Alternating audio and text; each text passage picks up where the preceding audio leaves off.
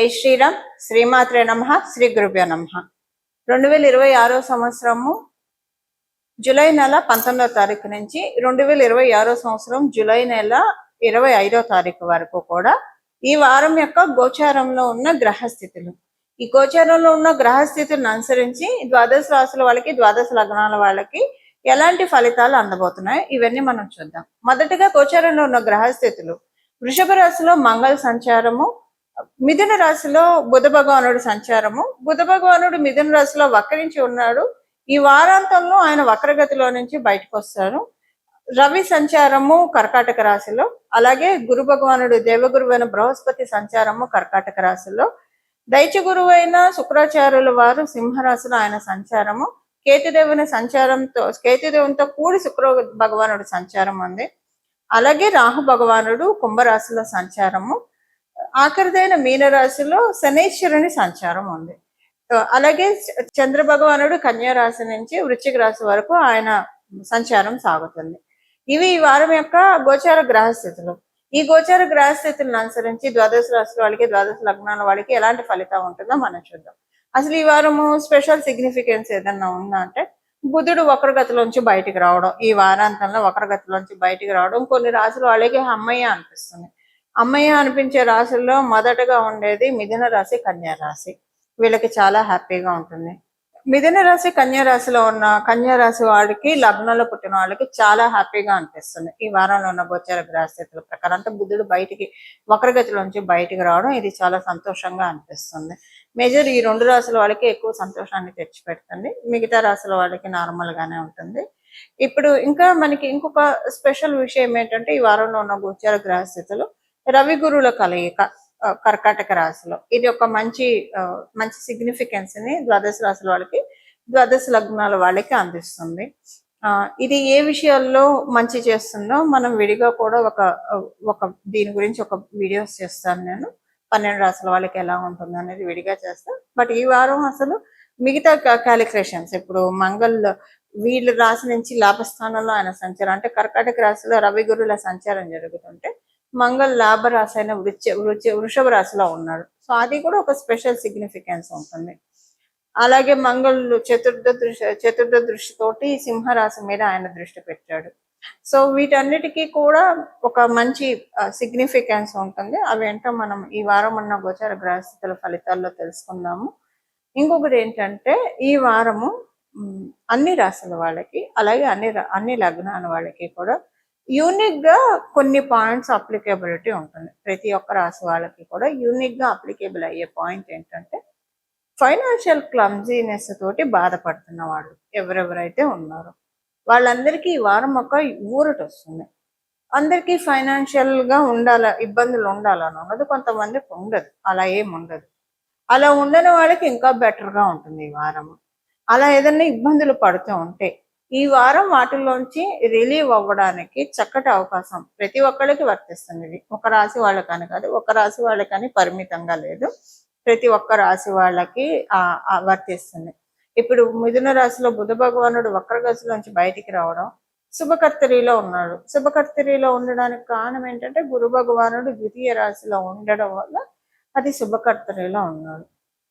So ఇలా అందరికీ కూడా కొన్ని మంచి జరుగుతుంది. ఇప్పుడు ఒక్కొక్క రాశి వాళ్ళకి ఏ విషయంలో మంచి జరుగుతుందో ఈ వారఫలాల్లో భాగంగా మనం తెలుసుకుందాము.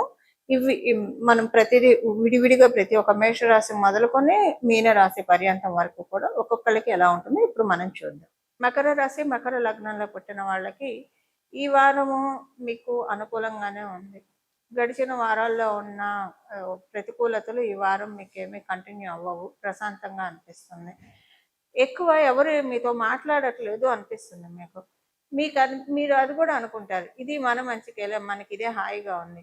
మాట్లాడి మళ్ళీ ఎందుకు ఈ గోలలంతా కదా గోల అనిపిస్తుంది మీకు. ఈ ఐసోలేషన్ని మీరు ఎంజాయ్ చేస్తారు. ఒక్కోసారి ఎవరైనా ఇగ్నోర్ చేస్తున్నారంటే కొంచెం బాధ అనిపిస్తుంది. ఇప్పుడు ఇగ్నోర్ చేస్తున్నా మీకు అనిపిస్తుంది, మీ నెత్తి మీద పాలు పోసారు, పీడ విరగడైంది, ఎలాగ మీరే దూరం పెట్టాలనుకుంటున్నారు, వాళ్ళే ఇగ్నోర్ చేస్తున్నారు, హాయిగా అనిపిస్తుంది అది. అయితే కొంచెం ఏంటంటే, ఇగ్నోర్ చేసేవాళ్ళు ఇగ్నోర్ చేసినట్టు ఉంటే ఓకే. బట్ మీ మీద మీ వెనక చాలా ప్రచారాలు చేస్తూ ఉంటారు. అదొకటి కొంచెం మీకు బాధ అనిపిస్తుంది. కానీ ఈ వారం ఉన్న గోచార గ్రహస్థితుల రీత్యా మనసు అయితే ప్రశాంతంగా ఉంటుంది. ఏది ఉన్నా కూడా ఏం పట్టించుకోరు మీరు. చాలా ప్రశాంతంగా ఉండడానికి మీరే ప్రయత్నిస్తారు, అలాగే ఉంటారు. కొంచెం ఫోన్లో ఇప్పుడు మాట్లాడట్లేదు కాబట్టి ఇంకా ఎన్నాళ్ళు చెప్పుకుంటారు ఏదైనా మీ మీద, తర్వాత అయినా ఆపేస్తారు కదా అని కొంచెం ఇదే కంటిన్యూ చేయాలి అని మీరు గట్టిగా ఫిక్స్ అవుతారు.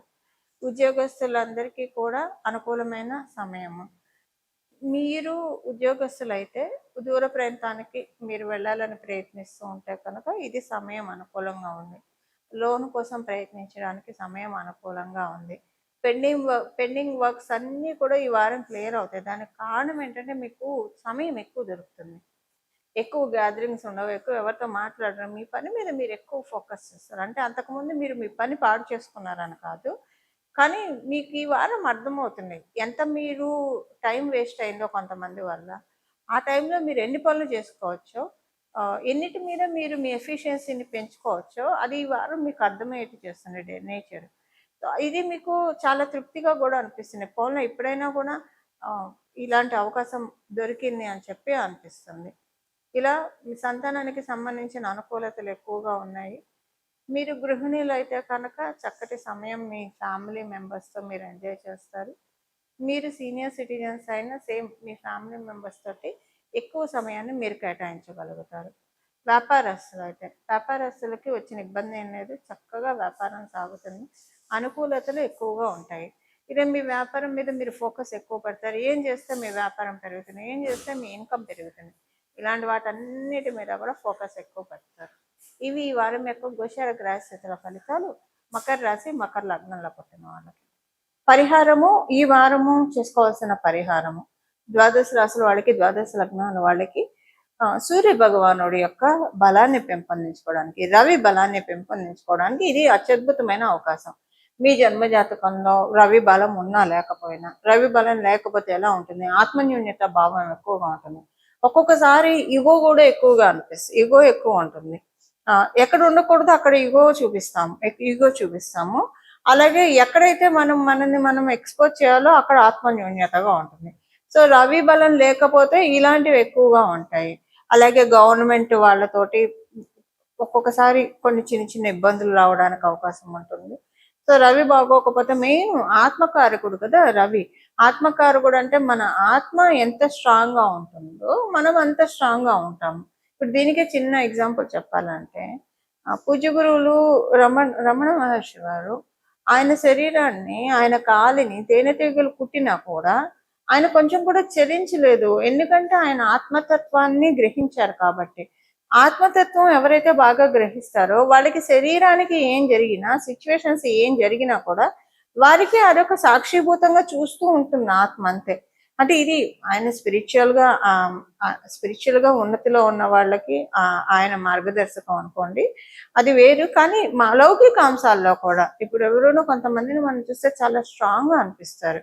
వాళ్ళకి సిచ్యువేషన్స్ ఇప్పుడు బాగా సక్సెస్ఫుల్ పొజిషన్ లో ఉన్న వాళ్ళకి ఏం లేకుండానే కేక్ వాక్ లాగానే ఉంటుందా, బెడ్ ఆఫ్ రోజెస్ లాగా ఉంటుందా, వాళ్ళ ప్రయాణం అంటే ఉండదు కదా. అక్కడ ఉన్నది ఏంటి, మిగతా వాళ్ళకి లేని ఏంటి, ఆత్మబలం, ఆత్మస్థైర్యం. ఆత్మబలం, ఆత్మస్థైర్యం ఎవరికైతే ఉంటుందో వాళ్ళకి వచ్చిన అడ్డంకుల్ని కూడా ఒక నిత్యంలా చేసుకుంటారు. ఎవరైనా కాళ్ళు అడ్డం పెడితే అడ్డం పెట్టిన కాళ్ళు అన్ని కూడా నిత్యంలా చేసుకొని అవే ఎక్కుతూ పైకి వెళ్తారు. ఈ అడ్డం పెట్టిన కాళ్ళు వాళ్ళు అక్కడే ఉండిపోతారు, ఎందుకంటే వీళ్ళు ఈ పనిలో ఇక్కడ స్టక్ అయిపోయారు కాబట్టి. ఇది చేస్తాడు సూర్యనారాయణమూర్తి. ఏం చేస్తాడంటే మనకి సక్సెస్ని ఇస్తాడు, ఉన్నతిని ఇస్తాడు. దానికి కావాల్సిన ఏంటి, దానికి కావాల్సింది మనకి ఇస్తాడు, ఆత్మబలాన్ని ఇస్తాడు. ఆత్మబలాన్ని, ఆత్మ చైతన్యాన్ని పెంపొందించుకోవడానికి. అలాగే ఎవరైనా ఆధ్యాత్మికంగా కూడా ముందుకి పురోభివృద్ధికి వెళ్ళాలన్నా సరే మనలో ఉన్న ఆత్మబలం పెరిగితేనే చాలా బాగా ఆధ్యాత్మికంగా కూడా ముందుకు వెళ్తాము.